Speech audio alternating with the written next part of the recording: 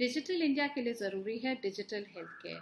India का health care sector fastest growing sector है और कंसिस्टेंटली ग्रो कर रहा है। इसकी ग्रोथ में बहुत बड़ा योगदान हेल्थ केयर स्टार्टअप्स का भी रहा है। जी हाँ, इंडियन हेल्थ केयर स्टार्टअप्स अपने प्रोडक्ट्स और ऑफरिंग्स के साथ पेशेंट्स की लाइफ ईजी कर रहे हैं और कई ऐसी सुविधाएं प्रोवाइड कर रहे हैं जो पहले मुमकिन नहीं थी। इंडियन हेल्थ केयर स्टार्टअप्स एक ब्रिज की तरह है जो लोगों के डिमांड्स और नीड्स को उनके सप्लाई से जोड़ रहा होता है, मिला रहा होता है। लोगों का भी भरोसा इन हेल्थ केयर स्टार्टअप्स की एप्लीकेशंस और सर्विसेज पर काफ़ी बढ़ रहा है। पहले के तुलना में कई सारे ऐसे स्टार्टअप्स हैं जिनका यूजेज इंडियन पॉपुलेशन में काफ़ी देखा जा रहा है। मेडिसर्कल इन्हीं इंडियन हेल्थ केयर स्टार्टअप पे एक सीरीज कर रहा है जिसमें हम हेल्थ केयर स्टार्टअप्स के फाउंडर्स, एंटरप्रेन्योर्स, उनके सीएक्सओ से बातें करके ये जानना चाह रहे हैं कि उनके प्रोडक्ट्स और उनके ऑफरिंग्स किस तरह से इंडिया की सोशल और इकोनॉमिक ग्रोथ में कंट्रीब्यूट कर रहे हैं, और साथ ही साथ जो हेल्थ केयर के 3 इंपॉर्टेंट चैलेंजेस हैं जैसे कि अवेलेबिलिटी, एक्सेसिबिलिटी और अफोर्डेबिलिटी, इन्हें भी वो कैसे सॉल्व करने की कोशिश कर रहे हैं। तो आइए इन्हीं हेल्थ केयर स्टार्टअप से जानने की कोशिश करते हैं कि वो किस तरह से लोगों को बेटर पेशेंट एक्सपीरियंसेस प्रोवाइड कर रहे हैं और हेल्थ केयर को और डिजिटलाइज और सक्षम करने में इंडिया की काफ़ी सहायता कर रहे हैं।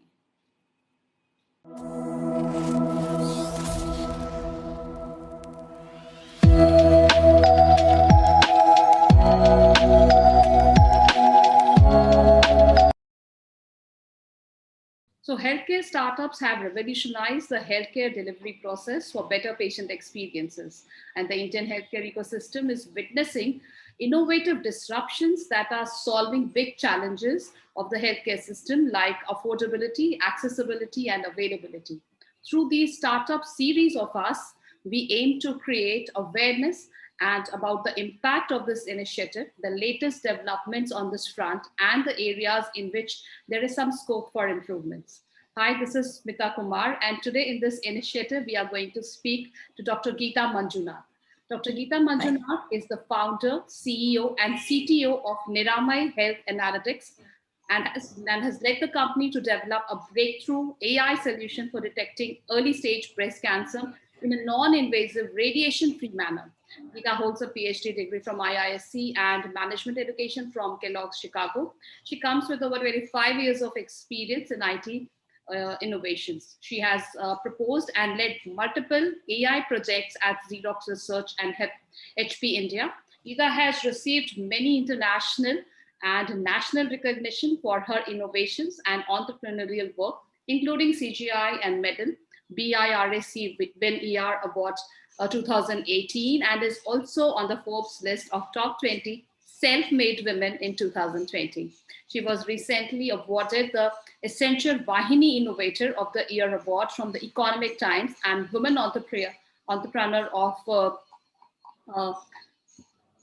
the Year 2020 by Biospectrum India. So Geetha is also an inventor of 16 US patents. That's wonderful to know, and many more. So hello Geetha, welcome to Medicircle. Hi Smita, it's an excellent pleasure to actually be featured on this show, and thank you for the kind comments and introduction. We are excited to have you with us here, Dr. Geetha. So to begin with our question and answer round, first let me ask you, how is your platform for breast health screening shaping the future of Indian healthcare, benefiting the women nationwide? Yeah, so actually, as you rightly said, right, so we have developed a platform and a solution on a test for which is able to detect early stage breast cancer in a completely privacy-aware manner. It is actually a new breakthrough innovation in cancer detection, is what our friends and the known doctors talk about, right? Mammography is the default standard for breast cancer today and does not work on women under 45 years of age. And it also uses radiation, so it's very not recommended to actually repeat the test every year. And for breast cancer, where we're using 680,000 women every year globally, early detection is very key. Otherwise, we end up in a stage where India is today, which is 50% survival rate. That is, every alternate lady detected with breast cancer is dying. And this late detection issue can be solved if we solve affordability, accessibility, issue. In addition, we need a test which can work for women of all age groups. That is, any lady about 25 to 30 years should be able to take a simple breast health check annually, and then we will be able to catch smallest of the smallest lesions. And early detection means better treatment efficacy. That is, the actual treatment will be more effective on the person, really in saving lives. Reduce treatment costs. Obviously that's so important in India, as well as, of course, an opportunity to save lives. The health of the person after the surgery is going to be great. So how do you enable this early detection, given so many gaps in the current methods? That's where I think Niramai has made a huge difference, by bringing out this solution and test and a platform called thermal analytics. We use a thermal sensing camera.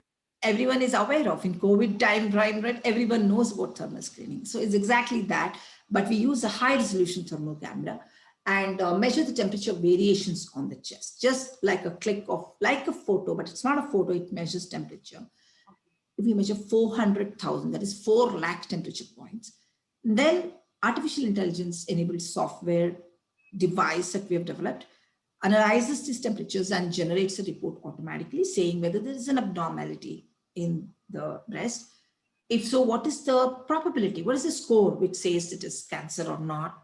And also, where is it? So that a follow-up test, when done, can be done at that particular location. So biopsy and other pathological tests can be more accurate and confirmatory in the diagnosis itself. So all this can be done by a simple health worker, right? And it can be done not just in a hospital, it can be done anywhere, because our test is completely radiation free. There is no X-ray, nothing. Anywhere we can just set it up and then do it.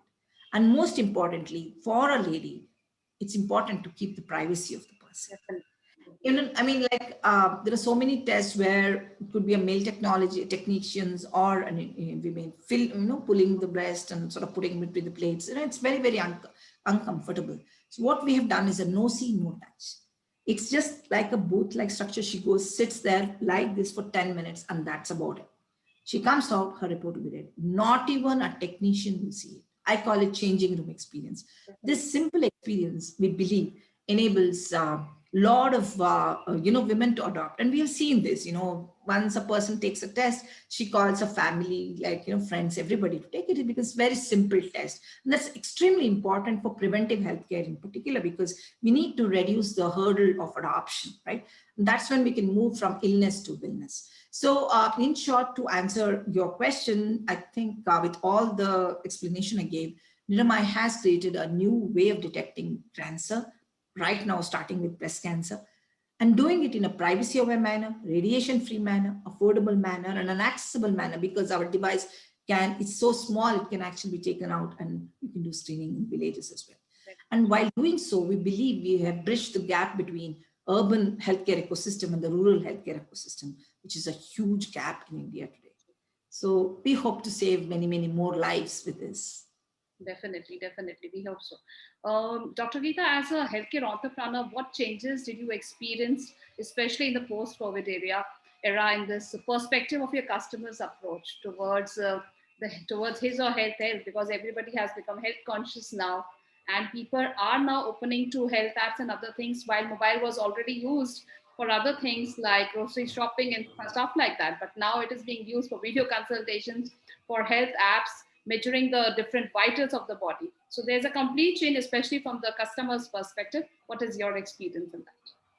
Absolutely. Just to sort of, build on what you just said, right? The mentality of the patients or people in general has changed in multiple ways. One, I would say, illness to wellness. Yes.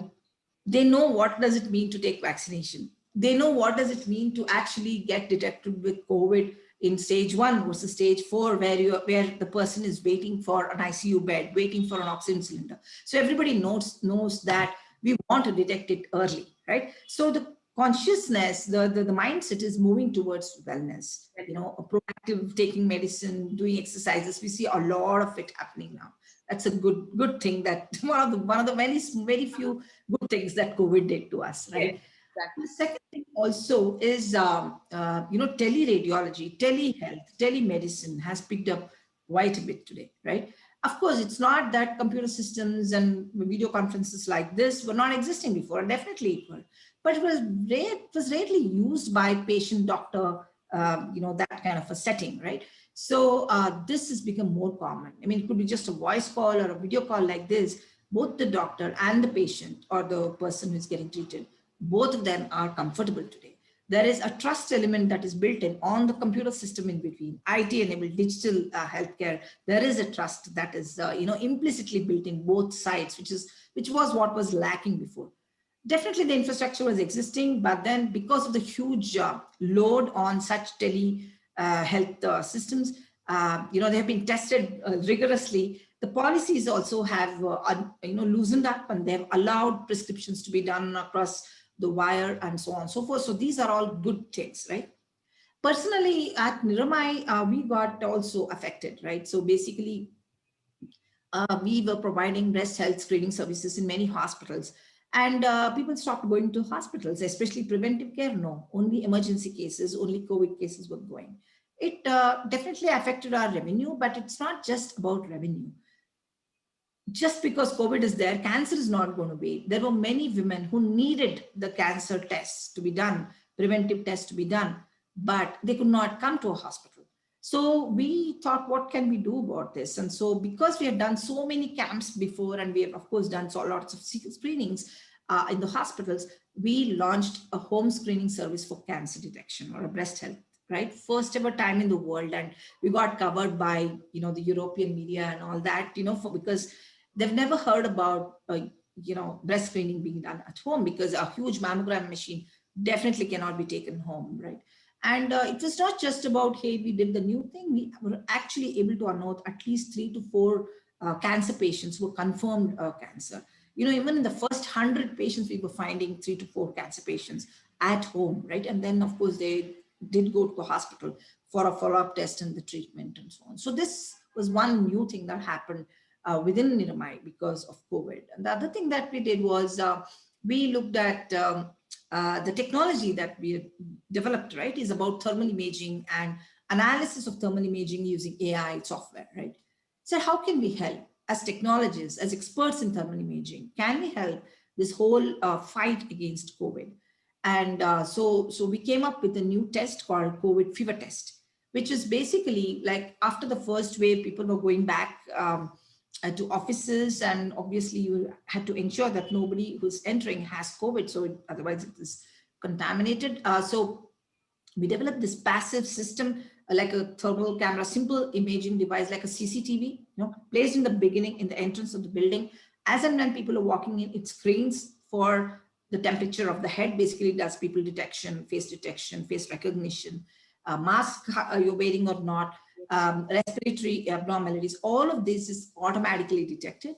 And if it is, if it is finding a suspicious sort of COVID likely patient, it just takes a real photo of the person. Until then, it's not looking at the real picture, only the thermal picture. And then it actually sort of, sends an alarm and asks the person to move to the side. So this automated system has been still being used in many places in India today, more than 30, 40 installations. So that was one other thing. And another third one that we did, which you alluded to earlier, was about enabling rural ecosystem to fight COVID in a more effective manner. Because most of the cases detected were late, and then they were going to the ICU late, and there were no beds and oxygen, as we talked about.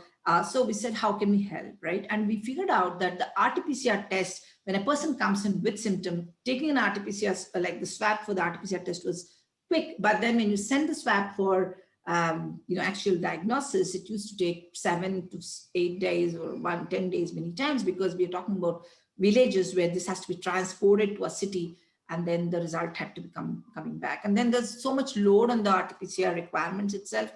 It was just taking ages, I would say. By then, of course, the person would fall into the next stage and so on. So that was a major issue.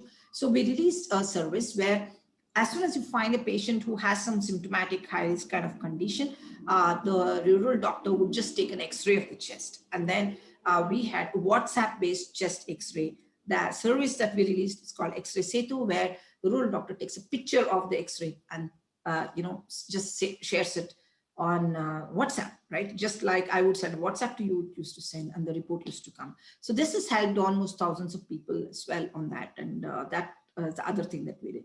Yeah, COVID changed the lives of lots of people. Definitely, many startups had to pivot, stop, all of that. And yeah, this is how Niramai reacted though. Definitely. So one more thing about, like, most of these startups are actually using AI or artificial intelligence, and it's creating a new wave in the healthcare. Like, your platform provides innovative technology for screening breast cancer patients too, especially the Smile tool and thermolytics. And it's proven to be beneficial in terms of accuracy when it comes to health. So what is your take on this, as AI is the future of healthcare?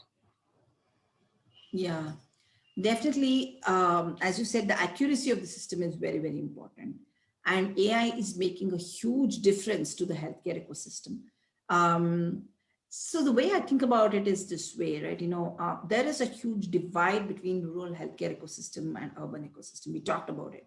And this is affecting so many people because affordable healthcare is not, healthcare is not affordable to many, many people. It's not accessible as well. So how do we bridge the gap? And I think AI is an excellent tool for that, because uh, there are so many point of care devices which can sense the different parameters of the body. The POC devices, point of care devices. It could be thermal sensing, it could be ECG devices, it could be BP measurement, sugar measuring devices. There's so many of the wearable devices. Yeah, all of this is available.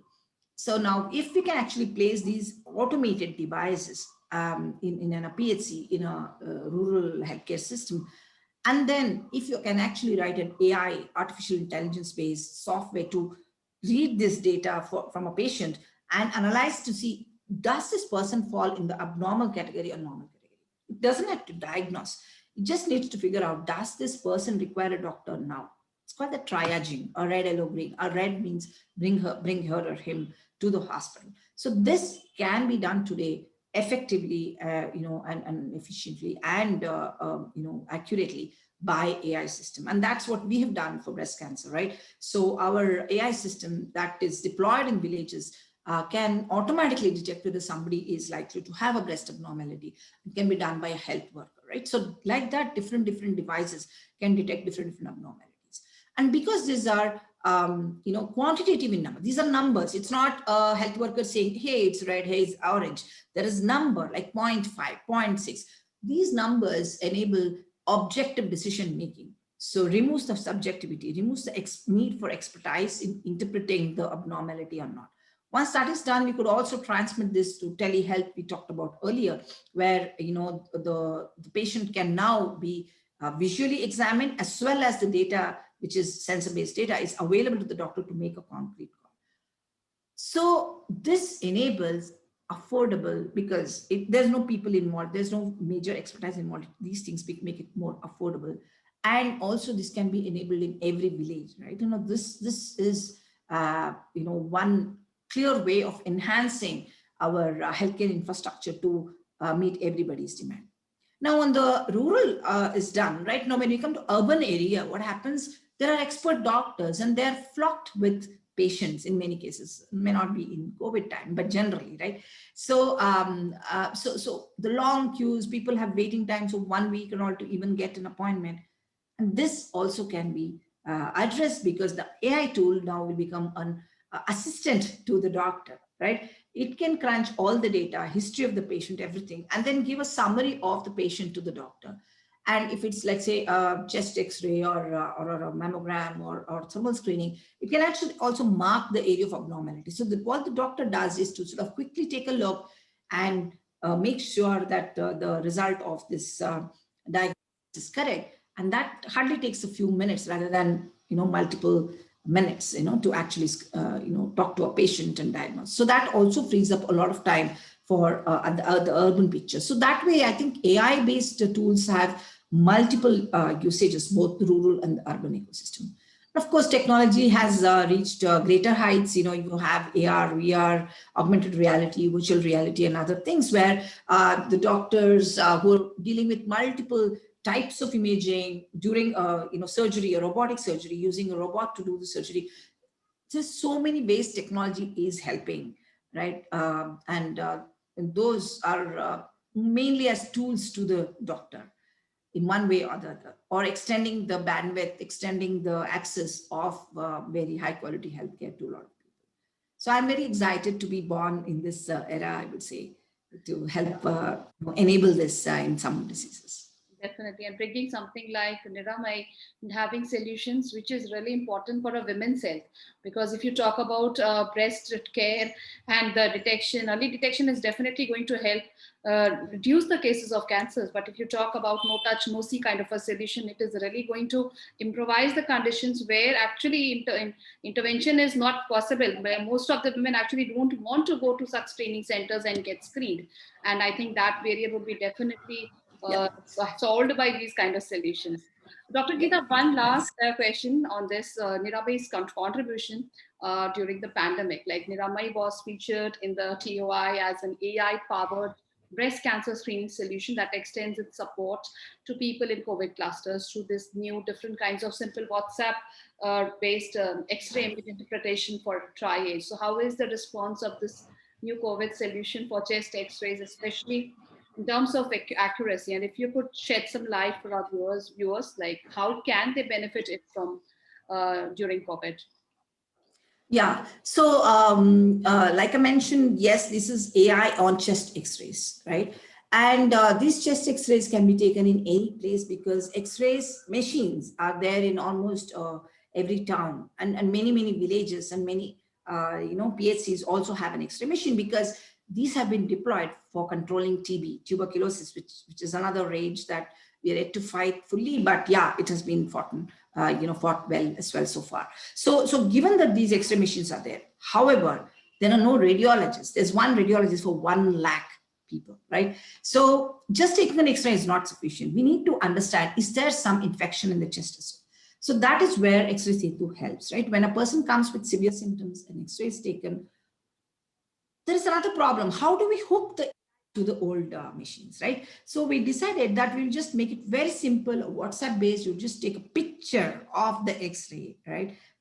Not even connecting to the device at all. Take a picture and then WhatsApp it to X-raySetu number 918046163838. So when just that, it's a simple number, okay? Once that is done, our AI algorithms analyze that to generate a report. Now, you asked about the accuracy of this. So the way we fine-tuned is that the doctor or the radiographer is waiting for the RT-PCR results to come. So unlike other tools, where they're trying to replace a radiologist or help a radiologist, what we said is in this particular case, we have to tune it in a way that we are able to detect smallest of the smallest indications of COVID so that the person can be put on a treatment immediately. So we fine-tuned it with RT-PCR results, right? So using a chest X-ray, we can try and do an early intervention because we can very accurately guess whether the person is likely to have COVID, and that has been tested with RT-PCR results, right? And many times when we release this, the doctors used to say, okay, after 3 days, I got my RT-PCR results. You are right. Lots and lots of people have used now, and they've given a testimonial that 40, 60 images from a diagnostic center, all of them are being right and so on. So basically, if you go by the real benchmark or data set based analysis, we have more than 95% sensitivity and more than 75% specificity, we call it. So here, there are lots of challenges in developing this AI model itself because we're talking about low resolution WhatsApp images. We're talking about the doctor taking a picture. So he might keep it like this, keep it like this. So many times, we see X-rays with all the rest of the table visible, a flower visible, and so on, right? Those kinds of artifacts are there, right? And the lighting in this room may not be proper, right? They may use a flash, and so there's a lot of these errors and issues with the images which have to be detected automatically. And either we say, okay, please give me another image, this is not good, or we actually analyze with the using. So that was a very challenging task. Working with Indian Institute of Science and Art Park, we've been able to develop this very interesting and accurate solution. In fact, the response has been so great. More than 8,000 people have used this solution. I mean, actually, thankfully now the wave has come down, but in the May and early June, we had huge amounts of within a week, we were able to read thousands of images as actually, and not only in India, it has been used in some 40 plus countries because it is a number. Anybody can send an image and send. We are not saying we'll replace RT-PCR, replace any of those. It's just another tool that definitely can be used for enabling early intervention to COVID. And finally, one of the feedback that we have received enormously, right, from multiple fronts is that don't stop after COVID, right? Because X-ray based analysis on WhatsApp is so important. Please continue this and put in tuberculosis and other just abnormalities that you can detect in X-rays, and provide the service not just for X-rays, provide it for all of the medical imaging is what people have done. So we are planning to enhance it, and we are on the way to enhance it to tuberculosis. It detects 14 different abnormalities, so we are adding more and building scale into it. We also have what, in case our report is read by a radiologist, the radiologist should be able to tell, or we should be able to tell the radiologist why is the machine making this decision, right? What we call as explainable AI, explainable artificial intelligence models, right? So that way we actually mark the area of potential as abnormality in the chest X-ray as well. So all of this is pretty new, and very thankful to our research friends at ISC and business collaborators of Art Park for enabling this to happen at scale, right? Otherwise, we were just doing it with some 200 doctors in Karnataka, and it got like really big exposure thanks to the collaboration. That's great to know. So thank you so much, Dr. Geetha Manjunath, for sharing your, very, very important and insightful views with us at Medicircle. My pleasure. Just one thing before we call off, do you want to give any message to all those entrepreneurs, aspiring entrepreneurs who would be starting with an idea like you started with Niramai, and it is such a good idea, like no touch, no see, and radiation free, also making it affordable and bridging the gap between rural and urban healthcare, which is too big here in India. So especially to the women entrepreneurs, do you wish to give some message? Because a lot of young people watch Medicircle and they want to get inspired by successful stories just like you. Sure. What I would say is, if you have a passion to solve a problem, go for it. Don't think twice and so on. Because I always remember 4 years back, when I had this opportunity to stay back in my previous organization, to become the head of the organization and so on. The only one thing that is that this is an opportunity. Yes. I'm feeling very deeply about solving this problem. It's okay to try and fail, but if you don't try, you'll never get this chance again, possibly, right? So if you want to, if you really feel deeply about solving a problem, go for it. Don't think twice. You can always come back and have the cushion job all the time, right? So at the minimum, you would have learned hugely. You would learn a huge number of things.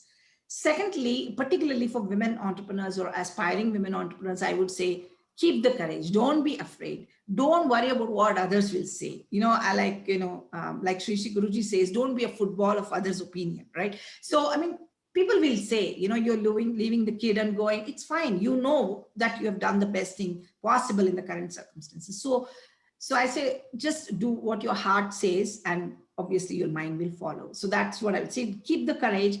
And thirdly, we always have doubt ourselves, a lot of doubt on ourselves rather than doubting on others or anything. The confidence level is more. I think it's very important. Of course, if you're trying to solve something bigger than yourself, right, you'll get the courage and you'll get the confidence, and there will be some kind of a supernatural power which helps you, and you'll learn on the go. And the ecosystem is for people who want to solve real problems, like people like you who are trying to create awareness about it, and investors and startup community, the government is also supportive. So all of them will come and help you learn the gaps, because nobody can know everything. There's so much to do, so much to learn. You learn on the go. And so only thing is, don't be afraid, jump off, and you'll really enjoy the journey. That's all I would say. Wow. So that is some golden advice from Dr. Geetha Manjunath here at Medicircle. We definitely believe that Digital India is going to be supported by digitalization of healthcare, which is happening in small pockets, in small different kinds of improvisations, which are happening during these startups. And startups are playing a very pivotal role in making India digitally superpower. So thank you so much, Dr. Geetha Manjunath, for joining us. We wish you all the best. And I definitely hope that just not for breast cancer, there are other things also, like you said, tuberculosis and other abnormalities can also be tracked. And early diagnosis and intervention would definitely help lower the cases of such kind of diseases and make India more healthier. Thank you once again for joining. Thank you so much, Smita. I enjoyed the conversation. Thank you.